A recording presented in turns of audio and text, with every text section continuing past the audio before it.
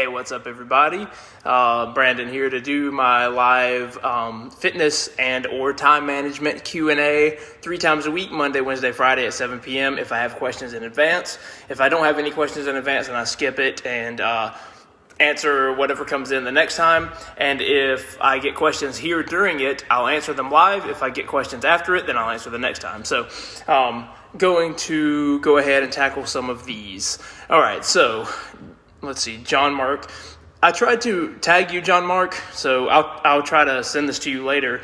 I think maybe we're not friends on Facebook. You just asked it in a group, and so potentially that's why I couldn't tag you. But let's see, you said, I need workout ideas for myself. I am, let's see, obese, and the knees hurt, struggle with walking. Where's a good place to start? Dude, okay, so a few things here. First of all, I know you're asking about exercise, but I just always have to say this to make sure that you understand, and anybody who's thinking along these lines understands.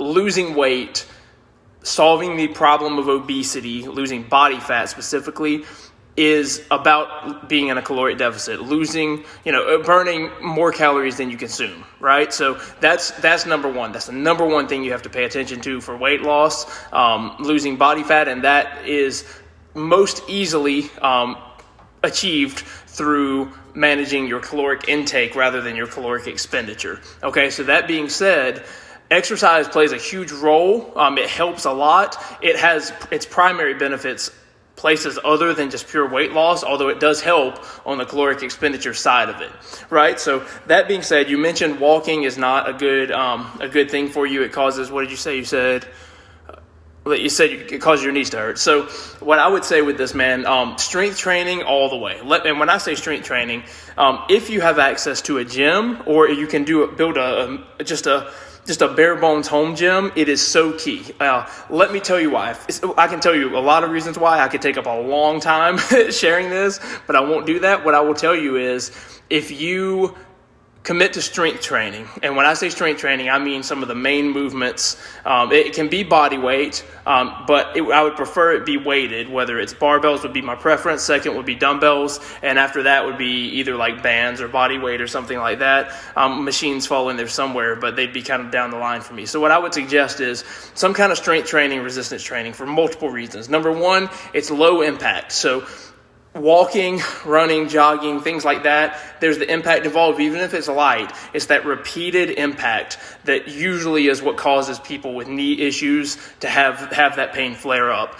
It's not there with strength training. With a squat, for instance, with your feet are not leaving the ground. There's no impact, and you start light and slowly work your way up. Body weight may be enough to begin with, and you slowly work your way up. What's going to happen is not only is it low impact, so it's not going to hurt you right away, also it's going to strengthen the muscles around those joints, like the knees, so that pain gets easier. I cannot tell you how many clients I've worked with, who they are obese, and as we start strengthening their knees through squatting especially, but deadlifts, other movements, and this happens with other things too, but the knees are the joint that happens the most often with. When we start working on the knees through squats and things like that, their knee pain almost completely goes away because they've strengthened the muscles around that joint such that it's helped with that. So number one, low impact.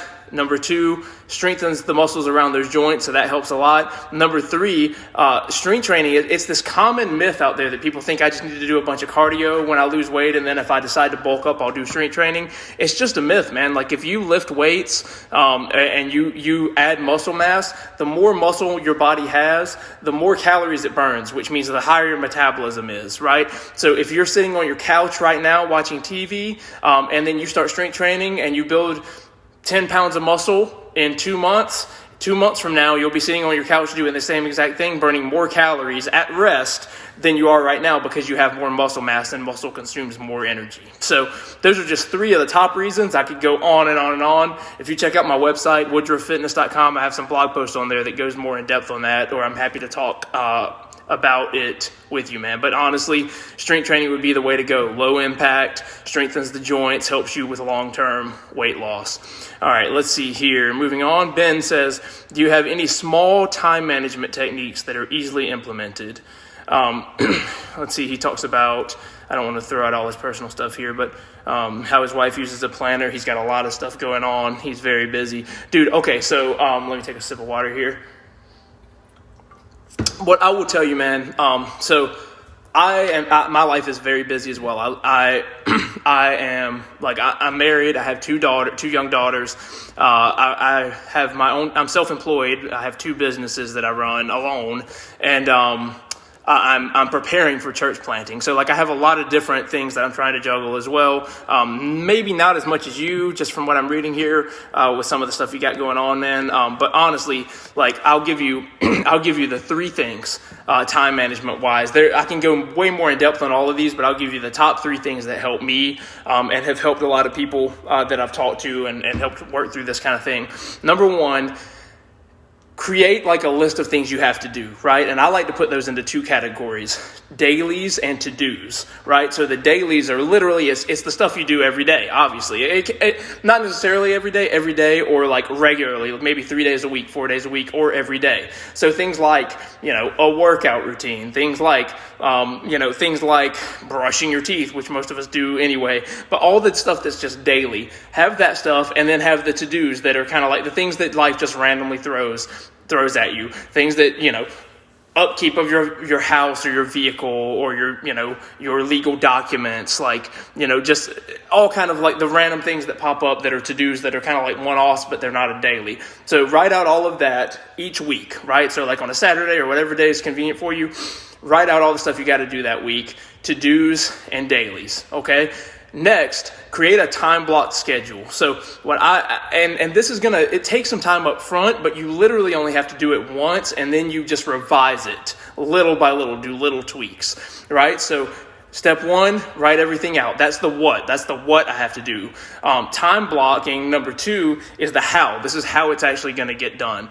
Dude, if you saw my to-do list, you would be like, holy smokes. But every single night I go to bed relaxed, not stressed, feeling like I didn't get done what I needed to get done, feeling happy with what I accomplished for the day, because I have what I needed to get done listed, and then I have a time block schedule in which I'm going to do those things, right? So if one of those time blocks, somehow I misjudged it and it wasn't enough time for me to finish it, every Saturday I sit down and I revise my schedule and I adjust that to give myself a little bit more time in that thing.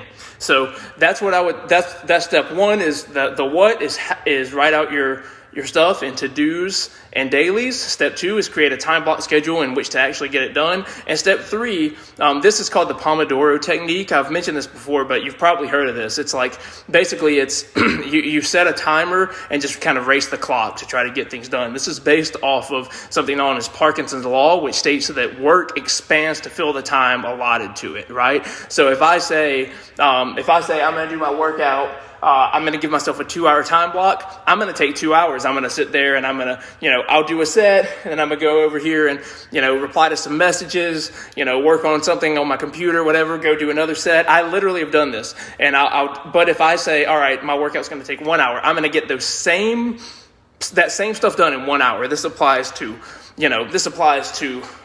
research papers. This applies to documents for work. This applies to sermon prep. I know there's a lot of pastors watching, stuff like that. I'm just telling you, if you give yourself a big chunk of time, you're going to take that amount of time. But if you block it and race the clock, you're going to do so much better. So that's my 3-step process. I can elaborate a lot more on all of them, but those are my 3 things that I prefer to do and try to help other people do. Write the list out in to-dos and dailies, create a time block schedule that you revise weekly to get those things done. That's your how you get it done. And then race the clock and make those time blocks so short, and then set timers and just race the clock and try to get everything done within that time. That's how I recommend it, man.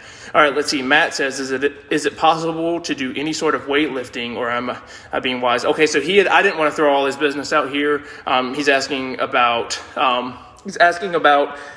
in the context of having a hernia with this stuff. So is it possible to do any sort of weightlifting, or am I being wise to not lift? I would say you're absolutely, until my surgeon appointment, dude, I'd say you're absolutely being wise. You're absolutely being wise to wait till your surgeon appointment. I'm certainly no doctor. What I would recommend to you is not to do any weightlifting, at least not do any weightlifting until you have spoken with a doctor and seen what it is. Dude, these hernias, like, the thing that I've read and heard about them, I've never had one, but the thing that I've read and heard about them with people is that they can literally be painless. You can notice them and physically feel them, but not have it like to the touch, but not have any pain with them. You know what I mean? You may not have any pain associated with it until one day you do. You know what I mean? And that could be caused by a heavy lift. That could be caused by moving the wrong way. I would avoid lifting, especially, and even if you do like a body weight stuff, you definitely don't want to do anything like lying on your back. This is basically like for the same reason that they tell pregnant ladies not to do this. Like it increases the intra-abdominal pressure, right? And that's the last thing you want with a hernia that's pushing on everything. So I would recommend you not do any weightlifting until you talk with them. If it were me, I'd be trying to get in as soon as possible because I'd be going crazy without any weightlifting. But I would not do any of that. And then let's see, you said, you also said along the same lines, how soon do you begin to lose muscle? Well, that depends on a lot of different factors. If you're doing zero resistance training, you'll lose it faster than if you're doing like body weight training, for instance, instead of it. Also, your food intake plays a big role in this. If you were, for instance, a lot of people, they'll keep their calories really dialed in and their protein really dialed in when they're consistently working out, lifting weights, things like that. But if suddenly they are injured, they have a hernia, something like that, and they can't do their workout routine, sometimes they'll let their diet and go by the wayside as well. That's the worst thing you can do, because if you keep your calories, you might need to lower your calories a little bit because, you're not doing as much, you're not expending as many calories because of your lack of being able to lift the weights. But you want to keep a decent amount of calories, and you want to keep your protein as high as you possibly can to preserve the muscle mass that you do have. So a lot of things play a role. Some people have reported it happening, noticing muscle loss in as quickly as a week. I would say that those are probably the people who are not paying attention to their diet and are not doing anything strength related. Other people, it's certainly, you'll notice it at like 3 weeks to a month if you're not doing any strength training, even if you do keep your protein and stuff high. So man, I would say get into the doctor as soon as possible, get that thing taken care of. And then you said, I have a full sensation after eating even a small amount of food. Is that one of the side effects of a hernia? Again, I'm not a doctor, but it totally makes sense because you have something there. You have something there that wasn't there before. It's increasing pressure. I think if I remember correctly what I've read, that like sometimes one of the symptoms of having a hernia is a sense of like fullness, almost like a pressure. So yeah, probably, dude, get to the doctor, get it taken. I know you've already probably got an appointment, I think you said, but get it taken care of as soon as possible. Reginald, what's up, man? John, thanks for being here. Reginald, if you choose to max out, should I max squats and deadlifts on different days? Yes.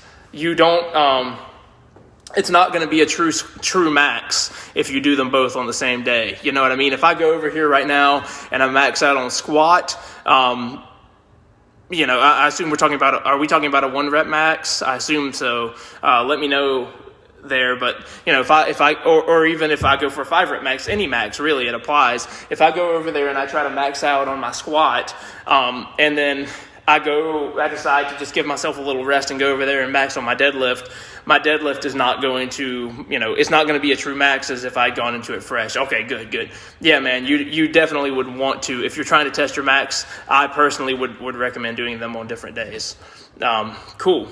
An argument could be made for doing an upper body lift and a lower body lift on the same day, but I personally wouldn't even recommend that. I would do all my maxes on different days if I'm really trying to get my max. Cool. All right. That's all the questions I had. If anybody sees this later and has a question, let me know. And if anybody whose question I answered in here has additional questions based on what I've already said, let me know. Happy Monday, everybody.